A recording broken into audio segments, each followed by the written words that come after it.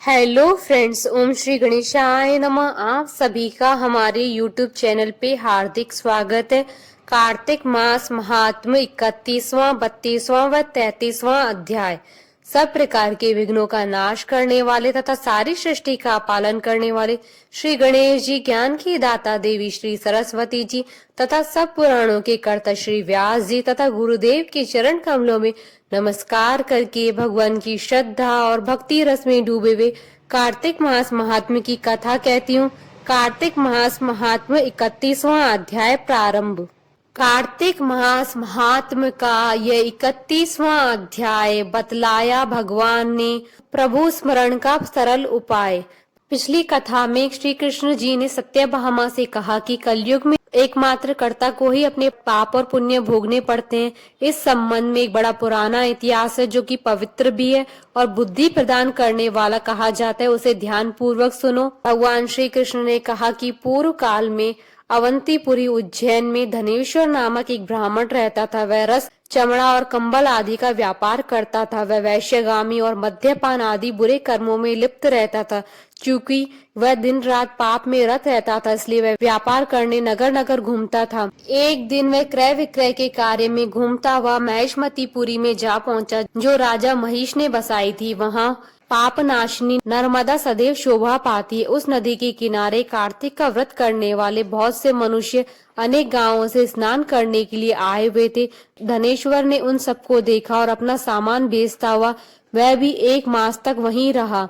वह अपने माल को बेचता हुआ नर्मदा की तट पर घूमता हुआ स्नान, जप और देवा अर्चन में लगे हुए ब्राह्मणों को देखता और वैष्णवों के मुख से भगवान विष्णु के नामों का कीर्तन सुनता था। वह वहां रहकर उनको स्पर्श करता रहा, उनसे बातचीत करता रहा। वह कार्तिक के व्रत की उद्यापन विधि तथा जागरण भी देखता रहा। उसने पूर्णिमा के व्रत को भी देखा कि व्रती ब्राह्मणों तथा गौओं को भोजन करा रहे हैं, उनको दक्षिणा आदि भी दे रहे हैं। उसने नित्य प्रति भगवान शंकर की प्रसन्नता के लिए होती हुई दीपमाला भी देखी। त्रिपुर राक्षस नाम के तीनों पुरों को भगवान शिव ने इसी तिथि को जलाया था, इसलिए शिव जी के भक्त इस तिथि को दीप उत्सव मनाते हैं। जो मनुष्य मुझ में और शिव जी में भेद करता है, उसकी समस्त क्रियाएं निष्फल हो जाती। इस प्रकार नर्मदा तट पर रहते हुए जब उसको 1 माह व्यतीत हो गया, वह एक दिन अचानक उसे किसी काले सांप ने डस लिया और इससे वह विहल होकर भूमि पर गिर पड़ा। उसकी यह दशा देखकर वहां के दयालु भक्तों ने उसे चारों ओर से घेर लिया और उसके मुंह पर तुलसी दल मिश्रित जल के छींटे देने लगे। जब उसके प्राण निकल गए, तब यमदूतों ने आकर उसे बांध लिया और कोड़े बरसाते उसे यमपुरी में ले गए। उसे देखकर चित्रगुप्त ने यमराज से कहा कि इसने बाल्यावस्था से लेकर आज तक केवल बुरे कार्य ही किए हैं। इसके जीवन में तो पुण्य का लेश मात्र भी दृष्टिगोचर नहीं होता। यदि मैं पूरे 1 वर्ष तक भी आपको सुनाता रहूं तो इसके पापों की सूची समाप्त नहीं होगी। यह महापापी है, इसलिए इसको 1 कल्प तक घोर नरक में डालना चाहिए। चित्रगुप्त की बात सुनकर यमराज ने कुपित होकर काल नेमी के समान अपना भयंकर रूप दिखाते हुए अपने अनुचरों को आज्ञा देते हुए कहा कि हे प्रेत सेनापतियों, इस दुष्ट को मुग्धरों से मारते हुए कुंभी पाक नरक में डाल दो। सेनापतियों ने मुग्धरों से उसका सिर फोड़ते हुए कुंभी पाक नरक में ले जाकर खोलते हुए तेल के कड़ाई में डाल दिया। प्रेत सेनापतियों ने उसे जैसे ही तेल के कड़ाई में डाला, वैसे ही वहां का कुंड शीतल हो गया। ठीक उसी प्रकार जिस प्रकार पूर्व काल में प्रहलाद जी को डालने से दैत्यों की जलाई हुई आग ठंडी हो गई थी। यह विचित्र घटना देखकर प्रेत सेनापति यमराज के पास गए और उनसे सारा वृतांत कहा। सारी बात सुनकर यमराज भी आश्चर्यचकित हो गए और इस विषय में पूछताछ करने लगे। उसी समय नारद जी वहां आए और यमराज से कहने लगे, सूर्य नंदन, यह ब्राह्मण नरकों का उपभोग करने योग्य नहीं है। जो मनुष्य पुण्य कर्म करने वाले लोगों का दर्शन, स्पर्श और उसके साथ वार्तालाप करता है, वह उसके पुण्य का 6वां अंश प्राप्त कर लेता है। यह धनेश्वर तो 1 मास तक श्री हरि के कार्तिक व्रत अनुष्ठान करने वाले असंख्य मनुष्यों के संपर्क में रहा है, अतः यह उन सबके पुण्यांश का भागी हुआ है। इसको अनिच्छा से पुण्य प्राप्त हुआ है, इसलिए यक्ष की योनि में रहे और पाप भोग के रूप में सब नरक का दर्शन मात्र करके यम यातना से मुक्त हो जाए। भगवान श्री कृष्ण ने कहा, सत्यभामा, नारद जी के इस प्रकार कहकर चले जाने के पश्चात धनेश्वर को पुण्यात्मा समझते हुए यमराज ने दूतों को उसे नरक दिखाने की आज्ञा दे दी। इति श्री कार्तिक महात्म्य 31वां अध्याय संपूर्ण। 32वां अध्याय प्रारंभ। मुझे सहारा है तेरा सब जग के पालनहार। कार्तिक मास के माहात्म्य का 32वां विस्तार। भगवान श्री कृष्ण ने आगे कहा, हे प्रिय, यमराज की आज्ञा शिरोधार्य करते हुए प्रेतपति धनेश्वर को नरकों के समीप ले गया और उसे दिखाते हुए कहने लगा, हे धनेश्वर, महान भय देने वाले इस नरकों की ओर दृष्टि डालो। इसमें पापी पुरुष सदैव दूतों द्वारा पकाए जाते हैं। यह देखो, यह तप्तवाचुक नामक नरक है, जिसमें देह जलने के कारण पापी विलाप कर रहे हैं। जो मनुष्य भोजन के समय भूखों को भोजन नहीं देता, वह बार बार इस नरक में डाले जाते हैं। वह प्राणी जो गुरु, अग्नि, ब्राह्मण, गो, वेद और राजा इनको लात मारता है, वह भयंकर नरक अतिशय पापों के करने पर मिलते हैं। आगे देखो, यह दूसरा नरक है, जिसका नाम अंधता मिश्र है। यह पापियों को सुई की भांति मुख वाले तामोत नामक कीड़े काट रहे हैं। इस नरक में दूसरों का दिल दुखाने वाले पापी गिराए जाते हैं। यह तीसरा नरक है, जिसका नाम क्रकेय है। इस नरक में पापियों को आरे से चीरा जाता है। यह नरक भी असीम मत्रवण आदि भेदों से 6 प्रकार का होता है। इसमें स्त्री तथा पुत्रों के वियोग कराने वाले मनुष्य को कड़ाई में पकाया जाता है। 2 प्रियजनों को दूर कराने वाले मनुष्य भी असीमत्र नामक नरक में तलवार की धार से काटे जाते हैं और कुछ भेड़ियों के डर से भाग जाते हैं। अब अर्गल नामक ये चौथा नरक देखो। इसमें पापी विभिन्न प्रकार से चिल्लाते हुए इधर उधर भाग रहे हैं। यह नरक भी वध आदि भेदों से 6 प्रकार का है।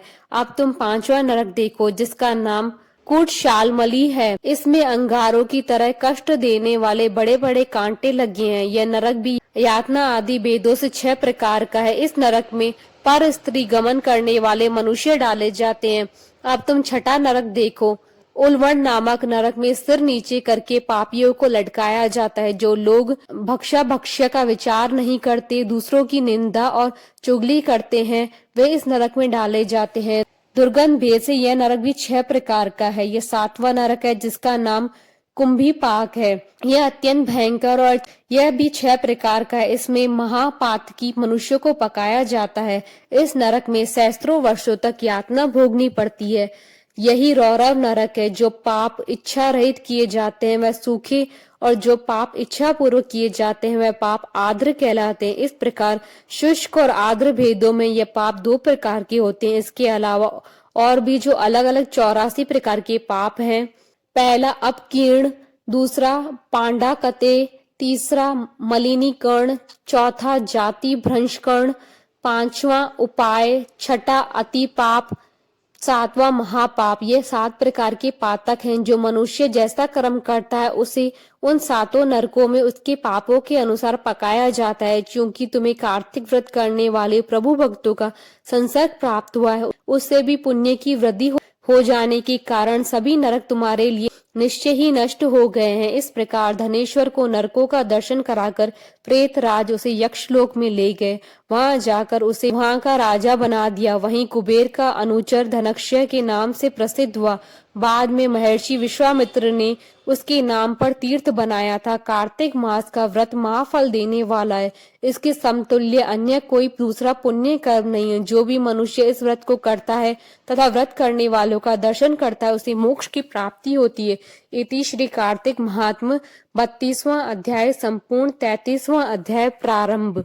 दया दृष्टि कर हृदय में भव भक्ति उपजाओ। 33वां अध्याय लिखूं कृपा दृष्टि बरसाओ। सूत जी ने कहा, इस प्रकार अपनी अत्यंत प्रिय सत्यभामा को यह कथा सुनाकर भगवान श्री कृष्ण संध्योपासना करने के लिए माता के घर में गए। यह कार्तिक मास का व्रत भगवान विष्णु को अति प्रिय है तथा भक्ति प्रदान करने वाला है। रात्रि जागरण, प्रातः काल का स्नान, तुलसी वट सिंचन, उद्यापन और दीपदान, ये 5 कर्म भगवान विष्णु को प्रसन्न करने वाले, इसलिए उनका पालन अवश्य करना चाहिए।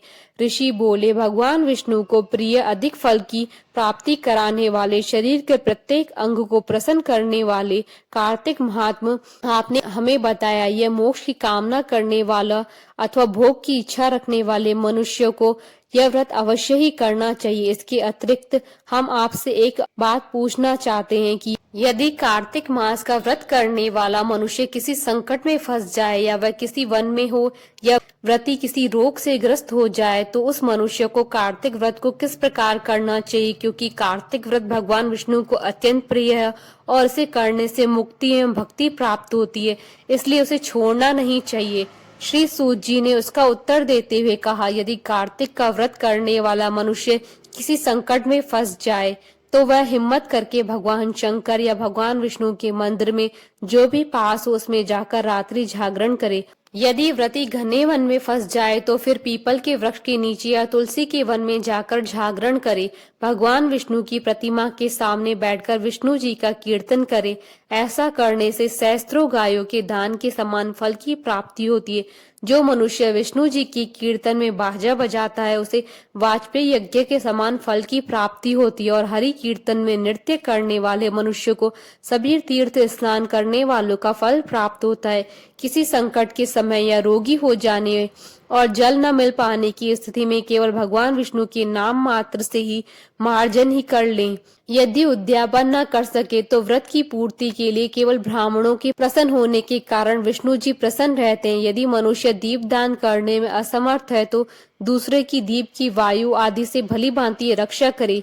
यदि तुलसी का पौधा समीप न हो तो वैष्णव ब्राह्मण की पूजा कर ली, क्योंकि भगवान विष्णु सदैव अपने भक्तों के समीप रहते हैं। इन सब के न होने पर कार्तिक का व्रत करने वाला मनुष्य ब्राह्मण, गो, पीपल और वट वृक्ष की श्रद्धा पूर्वक सेवा करे। शौनक आदि ऋषि बोले, आपने गौ तथा ब्राह्मणों के समान पीपल और वट वृक्षों को बताया और सभी वृक्षों में पीपल तथा वट वृक्ष को श्रेष्ठ कहा है, इसका कारण बताइए। सूत जी बोले, पीपल भगवान विष्णु का और वट वृक्ष भगवान शंकर का स्वरूप है। पलाश ब्रह्मा जी के अंश से उत्पन्न हुआ, जो कार्तिक मास में उसके पत्तल में भोजन करता है वह भगवान विष्णु के लोक में जाता है। जो इन वृक्षों की पूजा, सेवा व दर्शन करते हैं उनके सभी पाप नष्ट हो जाते हैं।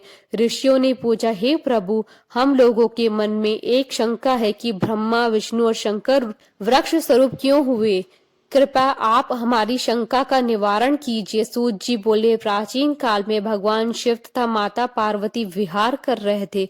उस समय उनके विहार में विघ्न उपस्थित करने के उद्देश्य से अग्निदेव ब्राह्मण का रूप धारण करके वहां पहुंचे। विहार के आनंद के वशीभूत हो जाने के कारण कुपित होकर माता पार्वती ने सभी देवताओं को शाप दे दिया। माता पार्वती ने कहा, हे देवताओं, विषय सुख से कीट पतंगे तक अनभिज्ञ नहीं है। आप लोगों ने देवता होकर भी उसमें विघ्न उत्पन्न किया है, इसलिए आप सभी वृक्ष बन जाओ।